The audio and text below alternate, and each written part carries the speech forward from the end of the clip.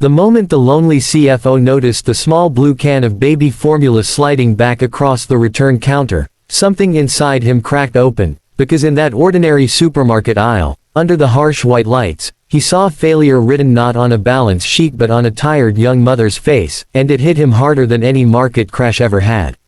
Before the story unfolds any further, if you believe in kindness, second chances, and the quiet power of doing the right thing when no one is watching, please take a moment to like this video, share it with someone who needs hope today, comment your thoughts, and subscribe to the channel, and also tell us in the comments where you are watching from, because stories like this connect hearts across the world. Ethan Caldwell had mastered the art of appearing untouchable. As the chief financial officer of one of the fastest growing tech firms in the city, his days were filled with numbers so large they stopped feeling real. Projections that predicted futures he did not emotionally live in, and meetings where people spoke about human lives as expenses or assets.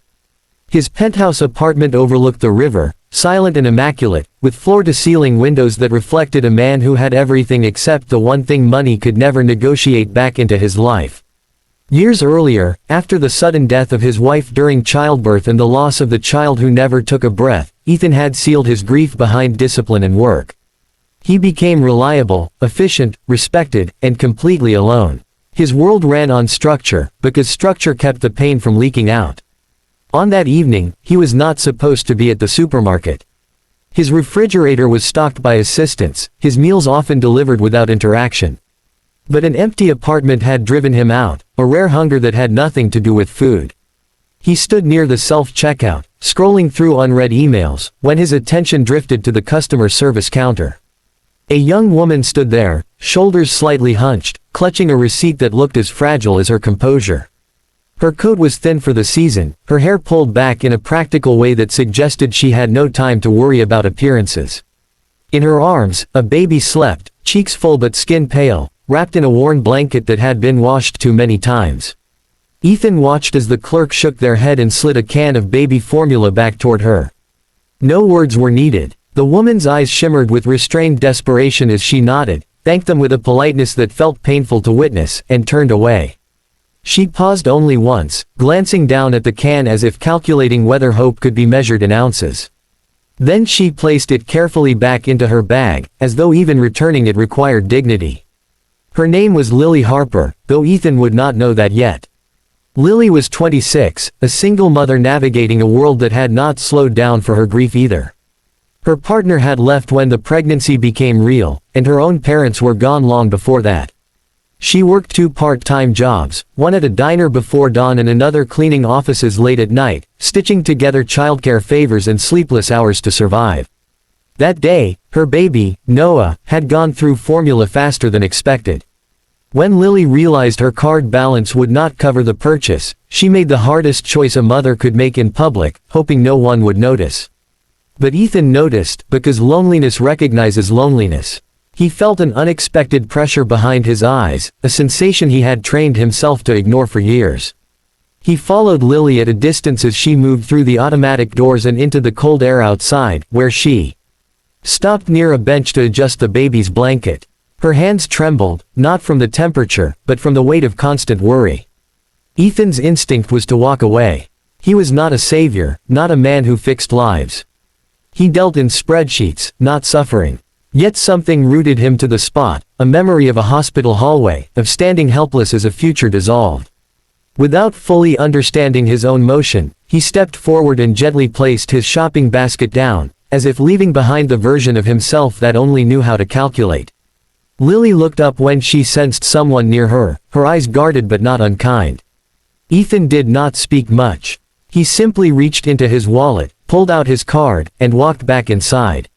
He returned moments later with the same can of formula, plus 2 more, a pack of diapers, and a small stuffed animal he had impulsively added without knowing why. He placed the bags carefully beside her on the bench and met her gaze with a seriousness that carried no pity, only respect. Lily tried to refuse, shaking her head, pride rising to the surface, but Ethan lifted his hand slightly, a silent request rather than a command. He nodded toward the baby, then toward the bags, then took a step back, giving her space. There were no speeches, no explanations. Just an action offered freely. When Lily finally accepted, tears slipped down her cheeks, not loud or dramatic, but heavy with months of being unseen. She pressed her lips together, whispered a thank you that barely escaped her throat, and hugged the bags to her chest as if they might disappear. Ethan nodded once more and walked away before gratitude could turn into obligation, before he had to confront the ache opening inside him. That night, Ethan slept for the first time in months without waking up to the echo of loss. In the days that followed, Lily found a small envelope tucked into one of the bags. Inside was a simple card with a name and an email address. No title, no company logo, just Ethan Caldwell. Weeks passed. Lily hesitated before writing, rehearsing words she did not want to sound desperate or demanding. When she finally sent a short message thanking him again and sharing that Noah was healthy, Ethan responded within minutes. Their correspondence grew slowly, cautiously, like two people learning how to trust daylight again. Ethan learned about Lily's routines, her exhaustion, her resilience. Lily learned about Ethan's long hours, his quiet apartment, his loss, which he mentioned only once, briefly, as if afraid of breaking something fragile. Ethan began helping in ways that did not feel like charity. He connected Lily with a reputable childcare program funded by a foundation his company supported. He reviewed her budget and helped her find assistance programs she had not known existed.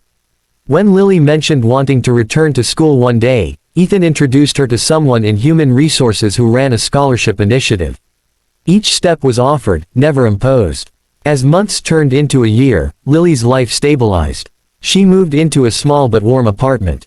She enrolled in night classes for accounting, inspired by a growing curiosity about the numbers that once only represented stress. Noah grew stronger, his laughter filling spaces Lily had once cried in. Through it all, Ethan found himself changing too. He started leaving the office earlier, volunteering his financial expertise at community centers, mentoring young employees with empathy rather than pressure. The walls around his heart did not crumble all at once, but they softened, brick by brick. One evening, Ethan attended Noah's first birthday. He stood in Lily's modest living room, surrounded by mismatched decorations and the quiet joy of survival. As Noah reached out and grabbed Ethan's finger, a simple, grounding connection, Ethan felt something shift permanently. This was not replacement for what he had lost, but a continuation of love he thought had ended.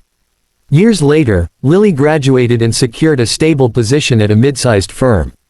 Ethan was in the audience, clapping louder than anyone, pride shining without ownership. Their bond was deep, unspoken, built on trust and shared humanity. They never defined it with labels, because it did not need them. It was enough to know that on a cold evening, in a grocery store, two broken lives had briefly intersected and chosen compassion over indifference. Just before this story ends, take a moment to comment below and share what kindness means to you in your own life, because your words might be exactly what someone else needs to read today. Near the end of his career, Ethan funded a foundation in his wife and child's memory, dedicated to supporting single parents and children in crisis. At the opening ceremony, Lily stood beside him, Noah holding her hand, a living reminder of how small actions ripple into futures. Ethan looked out at the crowd and realized that success had never been about the numbers. It had always been about moments like that first can of formula, returned and then reclaimed, not as charity but as connection. If this story touched your heart, if it made you pause and believe that one decision can change everything, please like this video, share it with someone you care about, and engage with the channel, because your support helps keep stories of hope alive, and sometimes, hope is the most valuable thing we can give.